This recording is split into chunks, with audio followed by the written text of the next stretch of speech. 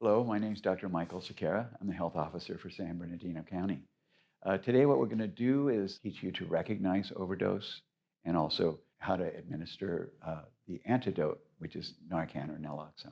Today, we have the staff of Supervisor Baca's 5th District, and I appreciate the opportunity to teach them, and we hope that you all take this lesson well.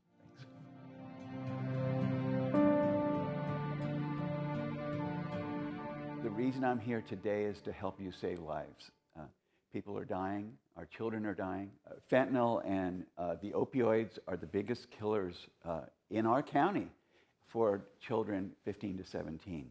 For people under 50 in the United States, it's after COVID has died down, fentanyl is the biggest killer in the United States. Now, there were over 180,000 deaths in the U.S., so you never know what's happening with fentanyl, and we'll be teaching you a lot about it. But fentanyl basically is poisoning and being put into all of the pills and illegally manufactured medications that are out on the market. So your children may be picking up what we call rainbow pills that look like sweet tarts that their friends are basically saying is an M30 or OxyContin, but what it really is fentanyl. And just very important to realize, and the CDC is very specific on this, and we want you to, we keep repeating this, is just one of those pills can kill. Just one pill can kill. And it can be in anything that you get that's not officially labeled pharmaceutically. So we can't be too careful, and we're seeing people die right and left. The purpose of this session is to actually allow you to be able to recognize when someone has had an overdose.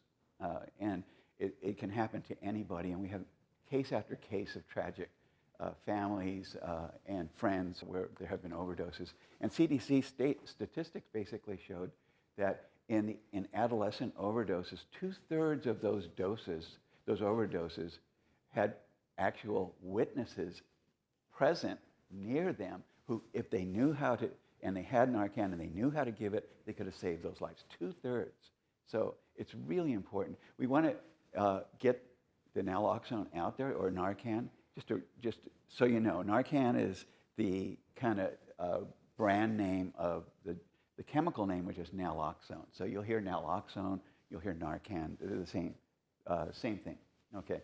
And so Narcan has been used for a long time. When you go to the hospital and we give you fentanyl for your shoulder dislocation, we wake you up with Narcan. And so it's really easy. And if I were to give Narcan to any of you right now, if you're not on opioids, you would hardly feel it. It's one of the safest medications around. So it's very safe, and you can give it to anyone. The Good Samaritan laws basically allow that if you're acting in good faith and you're trying to help, you can't be sued. That's the essence of Good Samaritan law. So please see if you can get the Narcan. Take these lessons and learn how to recognize opioid overdose, and you will save a life. We appreciate that. So what I want to do now is teach you basically how to recognize an opioid overdose. So the fentanyl and the opioids act on these opioid receptors. And so basically, anyone who's had it knows it, but it reacts in the brain, and so it causes sleepiness. And eventually, if it's powerful like fentanyl, it'll cause you to go into a coma or where you won't wake up. The other thing that it does is it acts on the breathing centers, the respiratory centers. So when too much fentanyl or too much opioid stops your breathing.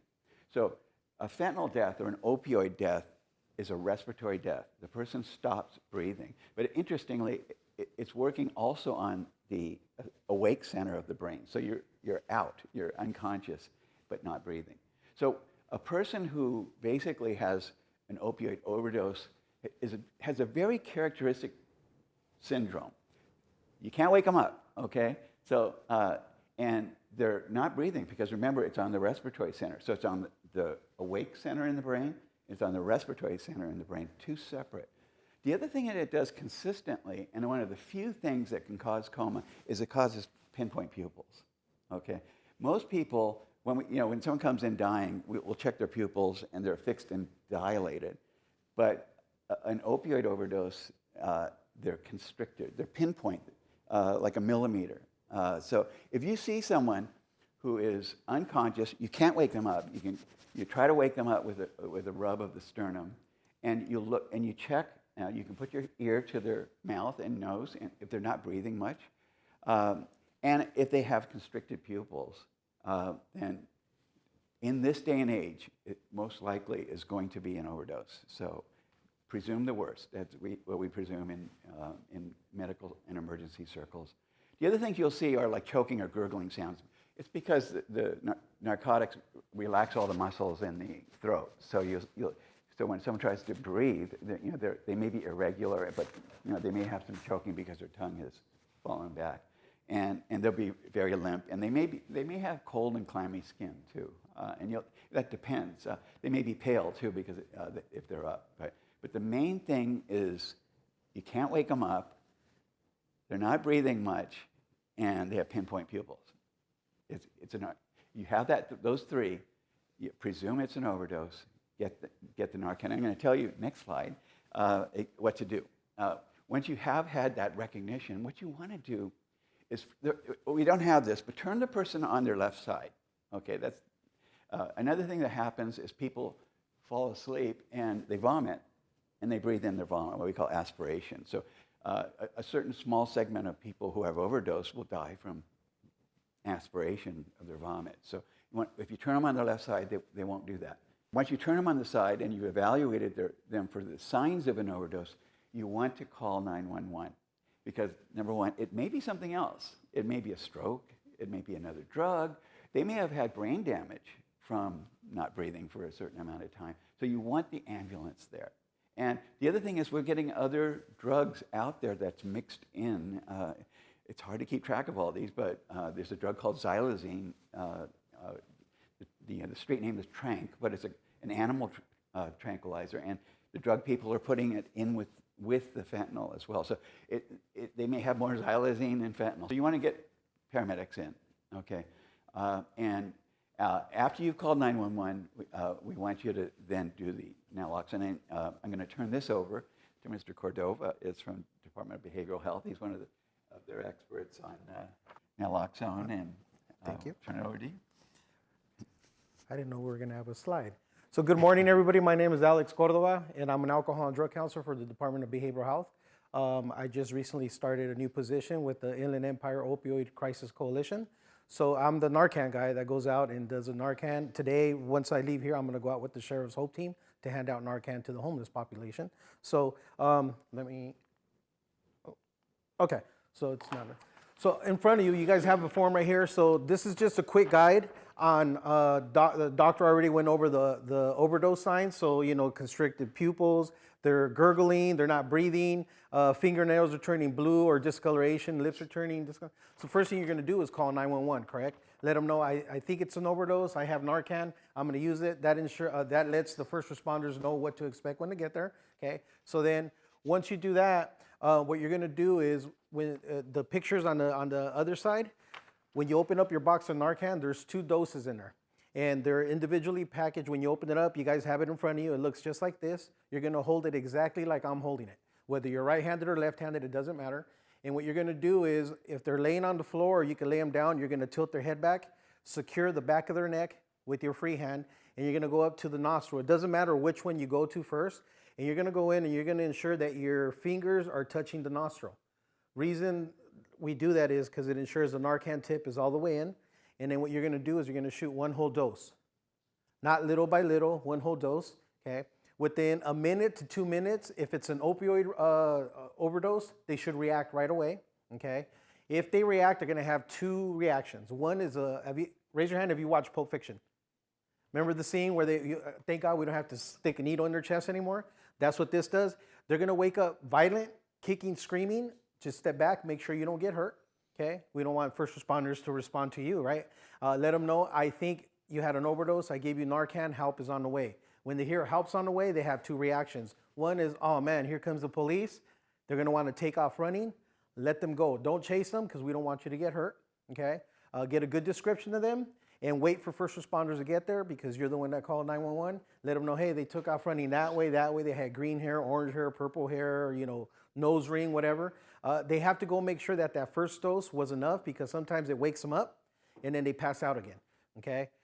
The second response is they're gonna be mad at you because you just ruined their high, okay? You can sit there and argue with them all day and you're never gonna convince them, but you saved their life, right? How many guys have seen around here the zombie effect?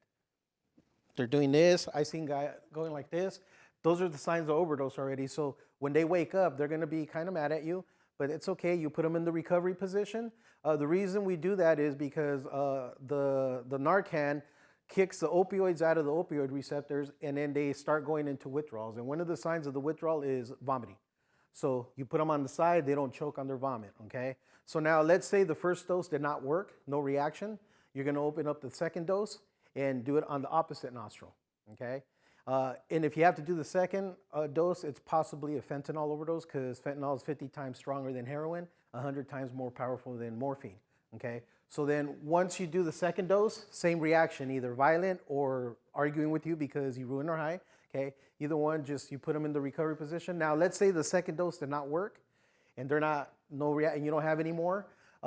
If you do, I've heard officers use up to 6 on a person to get them breathing again. Okay, but if you don't have that, then you're gonna start administering CPR if they stop breathing. You're gonna make sure that they're breathing and wait for first responders to get there. If they're breathing, just stay with them. If they're not breathing, then you start CPR until first responders get there because like the doctor said, it cuts off the part of the brain that tells you to breathe. Okay, so we want them to start breathing right away to avoid brain damage. Okay, so now if you lose the instructions I gave you there, it's on the box right here. Okay, and then each dose, when you open it up, there's a fold-out instruction in there. Okay, this particular lot number expires on September of 2025, so there is an expiration date.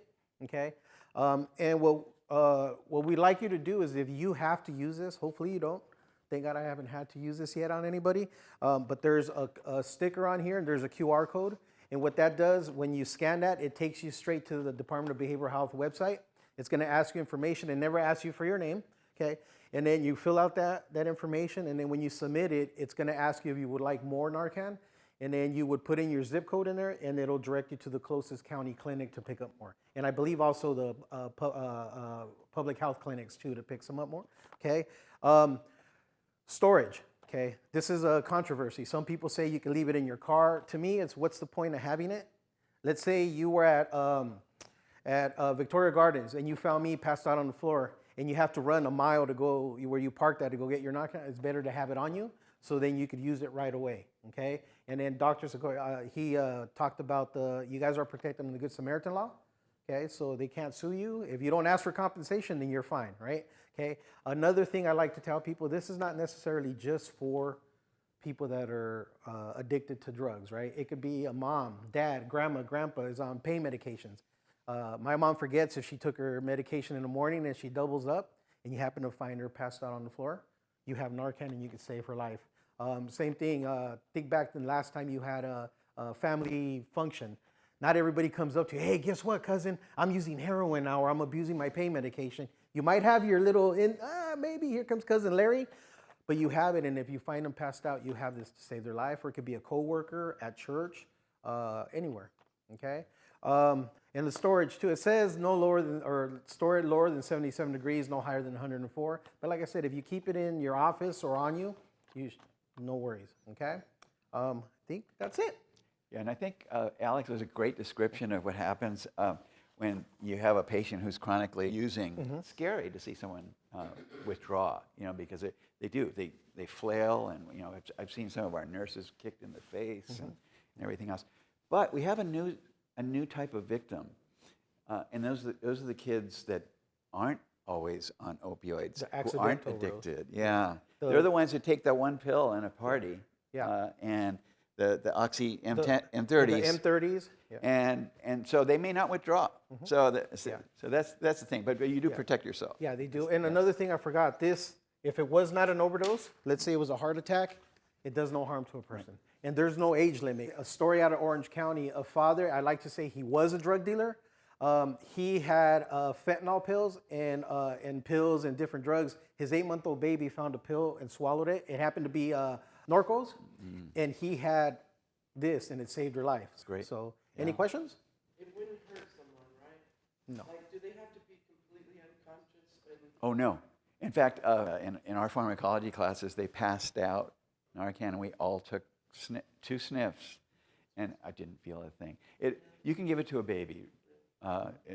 This is not an official go give it to babies, but it's that safe. Yeah, it's extremely safe. Yeah, that's what I was wondering. If they had to be completely out and dilated, those 3 things, they don't have to Yeah, be acting.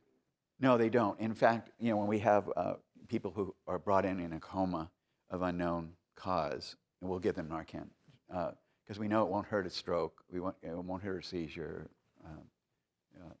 It's very safe. And we do encourage you to do everything you can to get naloxone, and brush up on recognizing an overdose, and then brush up on how to use that Narcan, and you will save a life. There's no better feeling.